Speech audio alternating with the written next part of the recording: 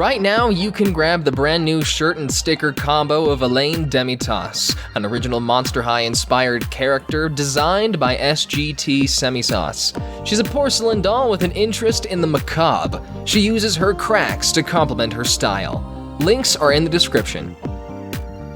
The wonderful creators of Deers, which I haven't read yet, and Rosen Maiden, which I also haven't read yet, bring you Shugo-Chara. The creators Peach and Pit create a fun story about an elementary schooler who has trouble being who she really wants to be. I don't know how an elementary schooler has better fashion sense than I do, but I'll roll with it. Turns out there's a council at this elementary school that can see these eggs inside people's hearts. And these eggs hold chibi versions of yourself, but it's, a version of yourself that you want to be. Kind of weird, but we're not done yet. Amu Hinamori, the elementary schooler with impeccable fashion sense, is given the Humpty Lock by the Council of Special Elementary Kids. And this allows her to do magical girl transformations with her little chibi egg personas. She's accepted into the Council of Special Elementary Schoolers, and her job is to find X-Eggs.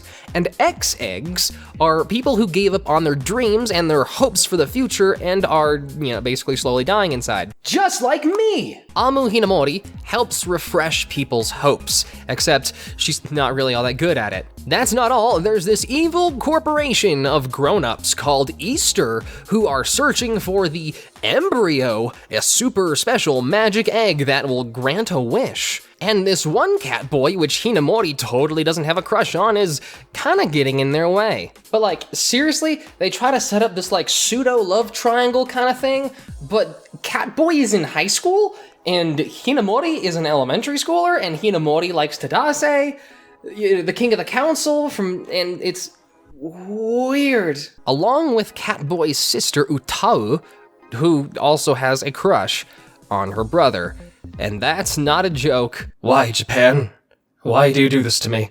Shugo-Chara's story sounds a lot more intense than how it's actually delivered. The main characters are all kids, and the focus of the story is, growing up and discovering who you want to be, learning oneself. A lot of the story is centered around Hinamori and her trying to come to terms with who she wants to be versus who she is now. The focal point of the struggle is actually the internal struggle that she and other characters undergo, and not the external struggle of, the Easter Corporation. The motivations of the Easter Corporation are kept secret, but while I was reading, I didn't care. The Easter Corporation is just a villain, so there can be conflict. Honestly, if you ask me, they probably didn't even really need the Easter Corporation. The interesting aspects of this story is learning the characters and their past and resonating with the struggles that they're undergoing. Like Utau, that girl with the hots for her brother.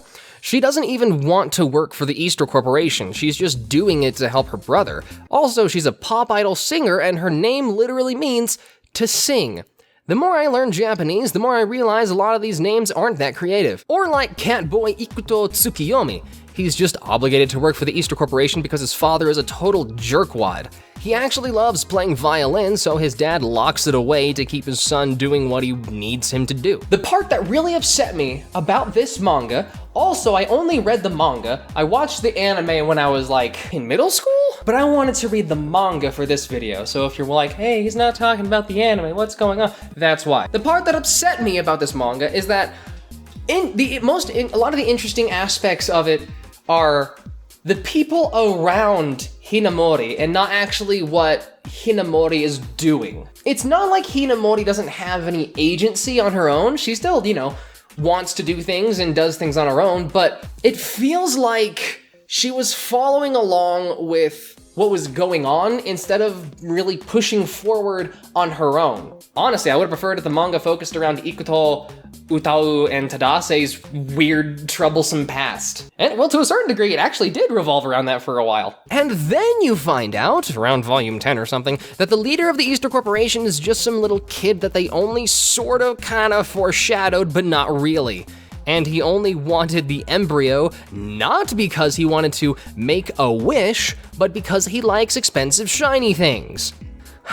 Like I've never been so disappointed with a villain before in my life. I mean, they try to explain that he was raised without parents and that his grandfather raised him solely to be the leader of the Easter Corporation, and so he collects pretty rocks to fill the void in his heart, but still, it feels like they put no effort into this character only to slap something together at the last moment just to get the wrapping up the story. Then you find out that wasn't really the embryo, which, you know, I'm pretty happy because, if that was the actual ending, that would have been the major screw you to the reader. Then they lean heavy into the love triangle thing, where Hinamori may or may not also like Ikuto, but Ikuto is leaving to find his father that abandoned him. Then, just before he leaves, you find out that he actually likes Hinamori.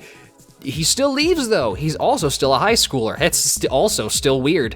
The main appeal of this manga isn't really the fight between Hinamori and their council versus Easter Corporation. The real appeal of this manga is how this manga tries to get across that feeling of how change is imminent and change is scary, but change can also be a good thing, and learning how to accept it and manipulate change in a path that you want it to go toward. Does that make sense? The plot is not really the point of the manga. The point of the manga is what the manga is trying to teach. This manga, as I am now, doesn't really appeal to me. But when I was younger, I can see why this resonated with me so much. I feel like the lesson that it's trying to get across is something that I really needed to hear, and most likely what a lot of other people out there needed to hear as well. Especially for someone like me who is scared and uncertain about myself and confused at most things and angry at everything else. I wasn't a happy kid. If you have a really strong attachment to this manga or the anime, then maybe don't try watching it again just to have it live on in your memory, because I know it kind of ruined it for me when I decided to read the manga. I didn't get the warm fuzzies I did when I was younger reading this again, and I really wanted that feeling, but it just bugged me so much for never having actually finished the entirety of Shugo-Chara. And honestly, now that I finished it up, I'm happy I did, even if I didn't really enjoy it, and now I no longer have any strong attachment to it, so that's a bummer. But hopefully this video was enjoyable for those of you who really, really like Shugo-Chara even now. But for me, that's everything I have for this video. I'm gonna go read something else now. Maybe recommend me something in the comments. I'm always looking for more manga. Maybe subscribe, maybe comment, maybe buy my merch, maybe follow me on Twitter, maybe become a patron. All of those things are a good avenue to do after this video. You should consider those. But above all else, stay beautiful and keep playing.